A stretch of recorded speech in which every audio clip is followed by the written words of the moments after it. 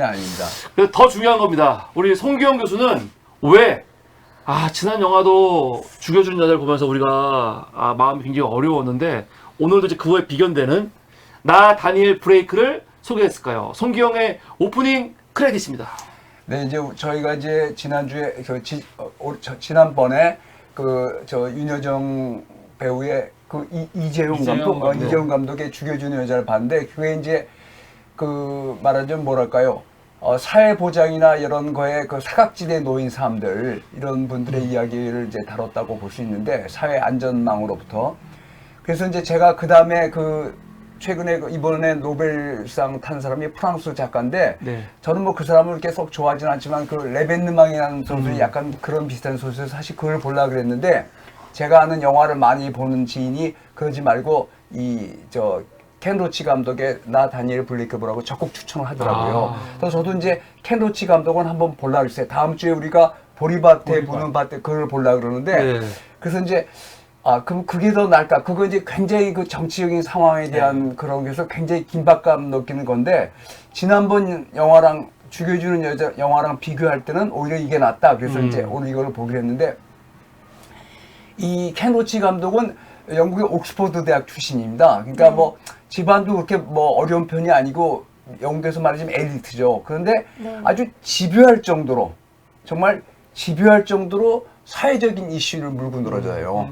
그러니까 오늘 이 영화도 그렇고 다음번에 볼 보리밭에 부는 바람 그것도 그런데 정말 그러니까 이런 영화들을, 그러니까 이 켄 로치 감독이 추구하는 영화들은 일반적으로 인기가 있는 영화는 분명히 아닙니다. 왜냐면 영화라면 다 우리가 쉽게 말하지 멋진 선남 선녀들이 나와서 뭐 멋진 연애를 하든지 또는 정의의 사도가 악을 멋지게 물리치든지 그런 꿈과 환상을 주는 영화를 좋아하지, 기본적으로 이런 영화들은 그렇게 사람들이 많이 보지 않거든요. 지난번에 우리가 본 죽여주는 여자도 제가 보기엔 윤여정 배우뿐만 아니라 이재용 감독의 최고작이고 대한민국 영화사에서도 몇 손가락 앞에 꼽힐 사람인데 사실은 전혀 안 그렇거든요. 근데 이제 이 켄 로치 감독이 아주 정말 집요할 정도입니다. 그래서 이 영화를 보신 분들은 알겠지만 굉장히 어떤 이슈를 하나 잡으면 아주 끈질기게 그걸 집요하게 물고 늘어져요. 그게 큰 강점인 사람인데, 그러니까 우리가 알고 있는 유명 영화, 관객이 많은 영화, 그러니까 007의 그 친구 이름이 뭐지? 다니엘 크레이크. 그런 친구들이 나오는 영화, 그런 영화 요새 뭐지 마블. 아니 마블 말고 또 킹스 에이전시?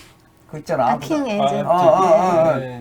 영국. 킹스 에이전트. 킹스 에이전트. 그런 영화들이 아닌데, 사실 영화란 게 물론 이런 사회적 이슈만 다른 영화만 봐야 되는 건 아니죠. 그렇지만 거꾸로 이런 사회적 이슈를 다룬 영화도 가끔은 반드시 봐야 됩니다. 근데 이제 오늘 이 영화의 강점은 뭐냐면, 우리가 이제 복지제도, 사회보장 안전망 이런 제도인데, 사실 우리나라 이제 건강보험공단하고 고용복지공단 그런 게 있습니다. 그건 노동부 산하로 알고 있는데, 저도 가서 이제 그런 걸 한번 가봐서 경험을 해봤는데, 사실 그 조직이 국민들의 세금으로 운영되거든요. 그렇지만 모든 행정이 그러하듯이 이 행정이라는 게 정말 참 끔찍하고 무서운 겁니다. 그래서 이제 이 행정 시스템에서 이 근대 국가가 나오면서 국가 행정 또는 지방 정부 행정 이런 게 들어서기 시작했는데, 행정이라는 게 인간의 얼굴을 하기가 힘들어요. 네. 그러니까 그런 면은 있지만, 행정이라는 게 철저하게 어떤 시스템에서 움직이고 인간을 전혀 고려하지 않는데, 사실 우리가 이제 이 사회를 유지하려면 시스템도 중요하지만 인간적인 면도 굉장히 중요하거든요. 그러니까 아까 이제 다니엘 브레이크가 몇 분 늦은 걸 왜 가지고 왜 제재를 하냐, 이제 그런 논리인데, 행정 시스템이고 이런 게 전부 또 국가의 모든 조직이나 대통령부터 다 모든 공무원들이 사실 우리 모두가 내는 세금을 받고 일하거든요. 네. 근데 요새는 보면 무슨 대통령도 말할 때 보면 완전히 자기가 지존이더라고, 지존. 거의 지존처럼 말하고 그러는데, 공무원이잖아요, 공무원. 그런데 대통령 각하께서도 그런데 밑에 일반 행정을 맡는 사람들은 어떻겠습니까? 그래서 이 영화는 이제 현재 우리가 여러 가지 이제 사회가 정말 경제적으로 굉장히 풍부해지고 그렇지만 크게 양극화돼 있거든요.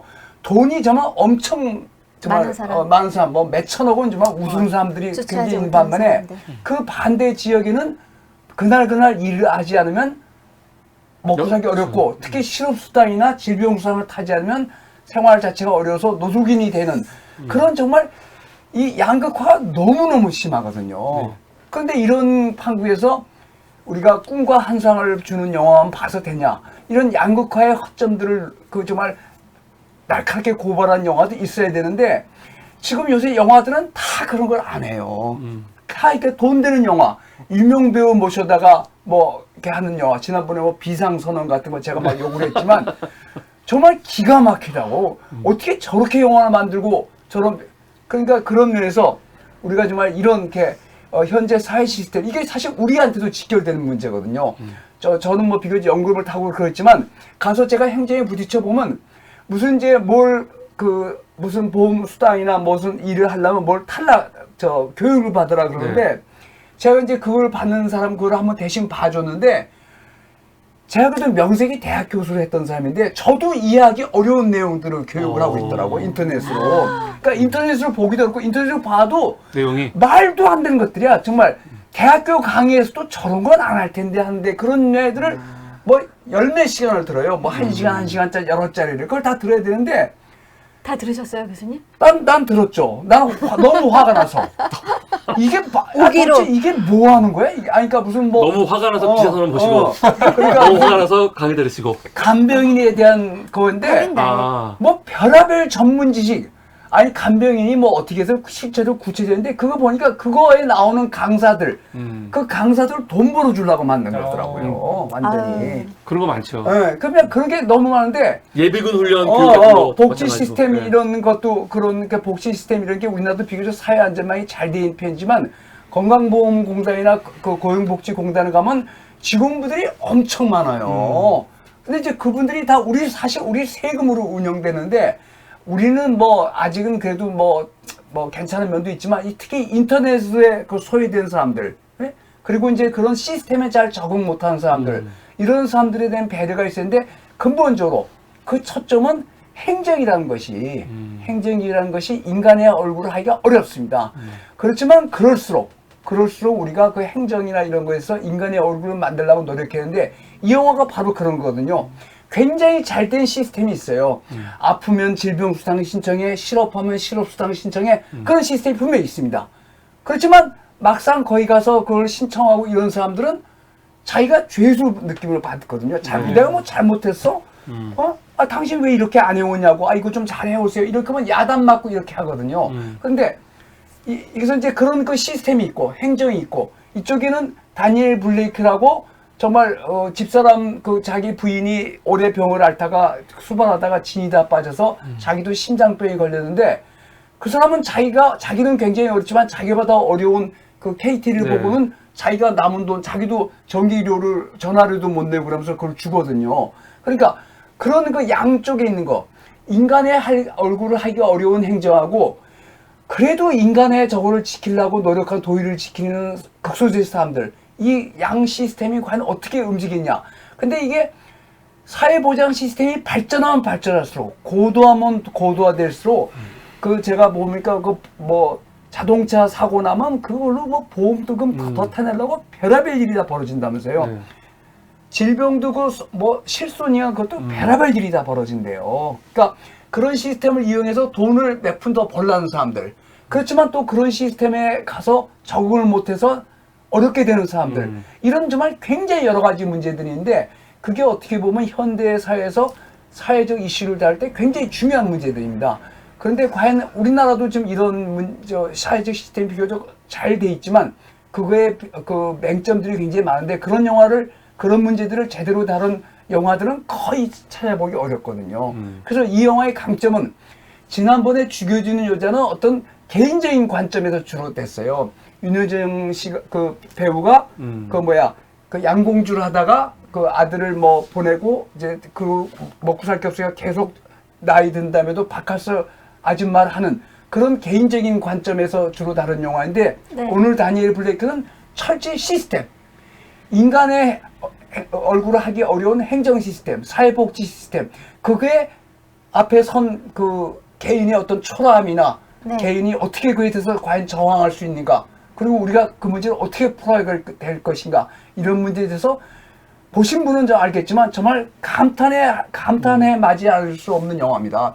이게 별로 예산도 별로 안 들었을 거예요. 뭐 유명 배우가 나온 것도 아니고, 아, 배우들 이렇게 안 유명합니까? 뭐 그렇게 유명한 배우는 아니죠. 어. 멋진 뭐 남자 뭐 배우고 멋진 여자 배우도 네, 나온 그렇죠. 것도 아니고, 네. 그냥 그 조그만 마을에서 이러한 일을 아주 집요하게 물고 늘어짐으로써 우리에게 그런 사회복지나 우리의 현재 여러 가지 문제들을 정말 잘 보여주는 아주 뛰어난 영화였다고 생각합니다. 그래서 저는 사실 그 영화상 타는 걸 별로 중요하지 않은데, 이 켄 로치가 그 저 칸 영화제에서 네. 2번 상을 탄 사람이 감독이 서너 명이 있어요. 그 중에 한 사람입니다. 황금 조조상.